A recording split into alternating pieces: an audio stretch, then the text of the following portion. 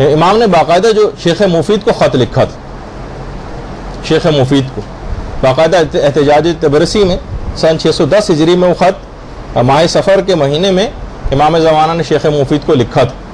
تو باقاعدہ اس کے اندر یہ جملہ تھا کہ ہم تمہاری نسبت اہمال نہیں کرتے، یعنی بے توجہی نہیں کرتے. کبھی مت سمجھنا کہ ہم تمہاری چیزوں سے بے توجہ. دیکھیے اہمال میں اور ترک میں ایک فرق ہوتا، یعنی مقصد ہے اس جملے کا یہ کہ اگر تم نے رعایت نہیں کی یعنی ہمارے حقوق کی، تو اہمال ہماری طرف سے نہیں ہوگا، تمہاری طرف سے ہوگا. یعنی یہ بے توجہی اصل میں تمہاری طرف سے ہے، ہماری طرف سے نہیں.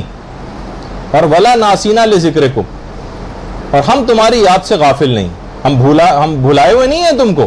یہ تمام شیعوں سے ایک لحاظ سے خطاب کیا. دینی طالب علموں کے لیے ان کے اعمال کے اور افعال کے شاہد و ناظر. امام خصوصی دلچسپی رکھتے ہیں آپ کے اندر، پوری دنیا کے حالات سے ویسے واقف ہیں، تمام شیعوں کے حالات سے بالخصوص واقف ہیں. شیعوں میں بھی علماء کے حالات میں بہت زیادہ دلچسپی رکھتے ہیں اور دینی طالب علموں کے حالات میں بہت زیادہ دلچسپی رکھتے ہیں. تو بہرحال آپ ایک خوش قسمتی ہے کہ امام کو رنجیدہ اور غمگین نہ کریں اپنے اعمال سے.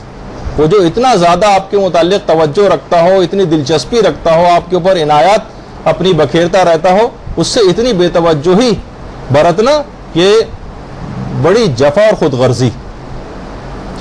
تو دیکھیے صرف امام زمانہ علیہ السلام کی بات نہیں، دیگر ائمہ بھی یہ بھی آپ کے لیے غمگین ہوتے تھے. ابو بصیر کہتے ہیں کہ ہم چھٹے امام جعفر صادق علیہ السلام کی خدمت میں پہنچے.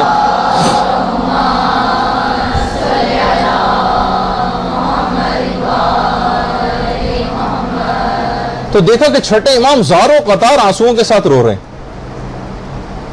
میں نے کہا اے میرے سید و سردار، یعنی ابو بصیر جو ہے حیران رہ گئے کہ اس قدر زاروں قطار امام رو رہے ہیں. اور کیا کہہ رہے ہیں امام؟ بلکہ فرما رہے ہیں اے میرے سید، تیری غیبت نے میری نیند کو غائب کر دیا. امام زمانہ کو پہلے یاد کیا، اور میرے آرام اور راحت کو ختم کر کے رکھ دیا. میرے دل کا سکون اور سرور چھین لیا. اور اے میرے سید، تیری غیبت نے میری مصیبت کو دائمی بنا دیا اور تکالیف و مصائب کو مجھ پر پے در پے کر دیا. راوی حیران، ابو بصیر حیران اور پریشان، کہہ رہے ہیں فرزند رسول، خدا آپ کو ہر بلا سے محفوظ رکھے. گریے کا کون سا انداز ہے جو آپ نے اختیار کیا؟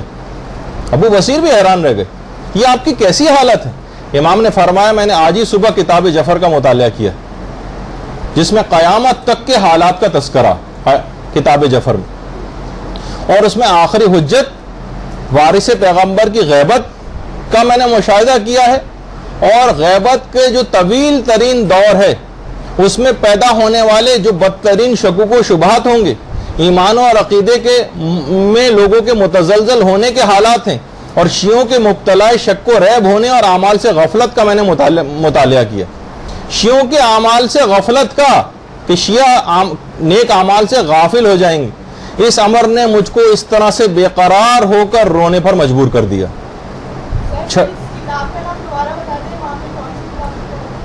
نہیں، کتاب جعفر، کتاب جعفر ائمہ کو دیگر ائمہ کی طرف سے جو تبرکات ملتے تھے اس میں کتاب جعفر بھی تھی. علم جعفر جسے کہا جائے، آج کل جو بھی علم ہے لوگوں کے پاس علم جعفر، یہ مکمل علم نہیں،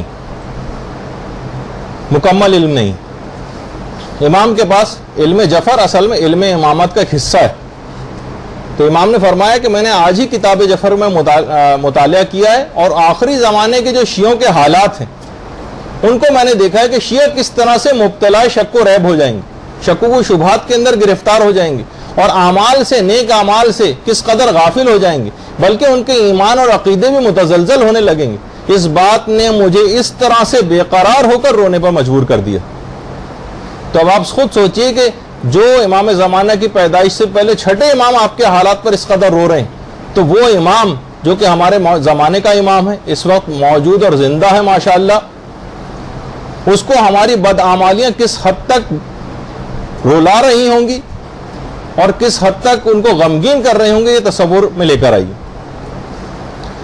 دیکھیے امام سے جو آپ کی محبت ہے یہ بالکل برحق ہے، اس میں کسی کو شک اور شبہ نہیں. لیکن دیکھیں محبت کے کچھ تقاضے ہوتے ہیں. دیکھیں محبت ہمیشہ محب پر اپنے اثرات چھوڑتی، اپنے اثرات چھوڑتی. دیکھیں دھوپ کا ایک اثر ہوتا ہے، گرمی کی صورت میں ظاہر ہوتا ہے. برف کا ایک اثر ہوتا ہے، ٹھنڈک کی صورت میں ظاہر ہوتا ہے. محبت کا بھی ایک اثر ہے جو ظاہر ہوتا ہے. محبت جو کرنے والے ہوتے ہیں ان میں مانگنے کا نہیں، کچھ دینے کا جذبہ ہوتا ہے. ہم دیکھتے ہیں کہ ہم دینا دلانا کچھ بھی نہیں. امام کو اپنی طرف سے اپنا کوئی عمل نہیں بھجوا رہے، بس صرف مانگے چلے جا رہے ہیں. جس طرح ایک آقا کا ایک طریقہ کار ہوتا ہے جو غلام سے معاذ اللہ صرف تقاضے کرتا رہتا ہے، یہ کرو وہ کرو وہ کرو وہ کرو. وہ اپنے آپ کو پابند نہیں سمجھتا کہ مجھے بھی کچھ کام کر کے دکھانا. تو محبت کرنے والوں کا کچھ مانگنے کا نہیں، کچھ دینے کا جذبہ ہوتا. محبت کرنے والا اپنے محبوب کی ناراضگی سے ڈرتا، اس کے سامنے ایسے اعمال کو انجام دیتے ہوئے شرمندگی محسوس کرتا. لیکن ہمیں وہ نظر نہیں آ رہا ہے.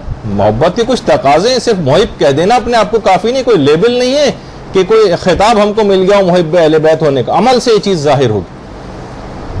وہ شرمندہ ہوتا ہے، اس کی ناراضگی سے ڈرتا ہے. محبت کرنے والا اپنے محبوب کی مشکلات کے اوپر غمگین ہوتا ہے. تو کیا ہو گیا؟ اچھا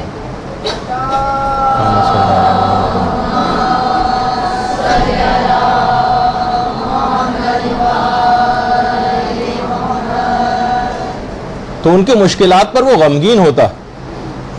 محبت کرنے والا اپنے محبوب کی زیارت کا مشتاق ہوتا ہے، وہ انتظار کرتا ہے اس سے ملنے کے لیے. یہاں پہ ہمیں کوئی انتظار کرتا نہیں نظر آ رہا. محبت کو ہمیشہ محبوب مطلوب ہوتا ہے، ہر وقت وہ اس کا انتظار کر رہا ہوتا ہے. جبکہ ہمیں محبوب مطلوب نہیں، بلکہ اس کے حوالے سے ہمیں جو ہے وہ دولت چاہیے، اس کے حوالے سے نوکری چاہیے، اس کے حوالے سے شادی چاہیے، اس کے حوالے سے کاروبار چاہیے، اس کے حوالے سے اچھا رشتہ چاہیے، اس کے حوالے سے اولاد ہم طلب کرتے ہیں. خود وہ مطلوب نہیں ہوتا، اس کے حوالے سے دنیاوی چیزیں مطلوب ہوتی ہیں. یعنی ہمارا معیار محبت فقط یہ رہ گیا ہے کہ ہم ایک عدد جشن کا پروگرام کر لیں سالانہ، چند شعراء کا بلا کر کلام سن لیں، کچھ کھانا وغیرہ ہو، کچھ تبرک ہو، اور بہت ہوا تو ایس ایم ایس کے ذریعے ایک دوسرے کو مبارکبادیں دیتے رہیں. یہی ابتدا ہے، یہی انتہا ہے. کرنا کرانا کچھ بھی نہیں ہے، صرف زبانی جمع خرچ کی حد تک بات ہوتی. اس کو منافقت کہا جاتا ہے، یہ زبانی جمع خرچ. دیکھیے کتنا آپ دعائے عہد کے اندر آپ پڑھتی کہ مولا میں عہد کرتی ہوں آج صبح اور ہر دن جس دن میں جب تک میں زندہ ہوں کہ وہ عقد اور بیعت جو میری گردن پہ میں ہرگز اس سے منحرف نہیں ہوں گی. کتنے ہم جھوٹے وعدے اور عہد امام سے کرتے ہیں. کبھی ہم زیارت عاشورہ میں مثلا کہہ رہے ہوتے ہیں اے میرے امام جس سے آپ کی صلح ہے اس سے میری صلح ہے، جس سے آپ کی جنگ ہے اس سے میری جنگ ہے. تو امام کی جنگ تو شیطان سے ہے، اور شیطان کو ہم نے اپنا جگری دوست بنا رکھا ہے. تو دیکھیے خود کو شرعی حدود کا پابند بنانا، ایسے کام کرنے ہیں جو امام جس کو پسند کریں. مثلا آپ خود دیکھیں کہ امام، ہم کہتے ہیں کہ امام کا ظہور جلد ہو جائے، امام جلد تشریف لے آئیں. کسی گھرانے کا کوئی جو باپ ہے، سربراہ ہے، اگر کسی دوسرے ملک سے کئی سال بعد آ رہا ہو، 5 سال بعد مثلا آ رہا ہے، اس کے استقبال کے لیے اگر آپ جائیں گے، مثلا باپ اگر ذرا سا بھی مذہبی اور وہ ان چیزوں کو پسند نہیں کرتا، اس کے استقبال کے ایئرپورٹ پہ ہم جا رہے ہیں اور ڈھول لے کر جا رہے ہیں اور ہارمونیم لے کر جا رہے ہیں اور گٹار لے کر جا رہے ہیں، تو یہ کیسا انتظار ہے کہ کیا کہا جائے گا اس کو؟ کیا وہ باپ اس بات کو پسند کرے گا؟ اتنے سال بعد ایک تو وہ آ رہا ہے، امام زمانہ 1000 سال بعد مثلا تشریف لے کر آئیں گے. تو ہر وہ کام ہم ان کو کر رہے ہیں ان کے استقبال کے لیے.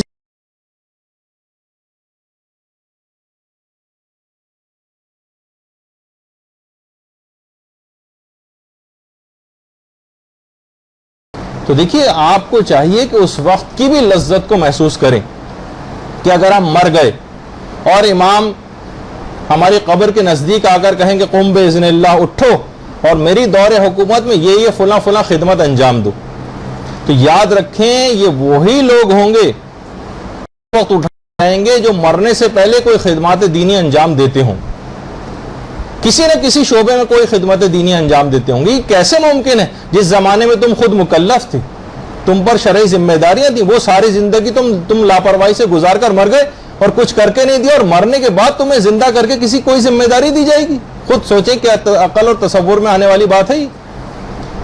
ہم تو کہہ رہے ہیں کہ مولا یعنی ہم تو اپنی ذمہ داری جو ہے پوری کر دیتے ہیں ولادت پہ SMS بھیج کر، چند لوگوں کو بلا کر مثلا جشن منا کر. میں ان کے خلاف بات نہیں کر رہا، جشن منانے چاہیے. ابھی تو ہم نے کہا کہ بزم دعا کا انعقاد ضروری ہے، امام کا تذکرہ ہو، لیکن بات فقط وہیں تک نہ رہ جائے.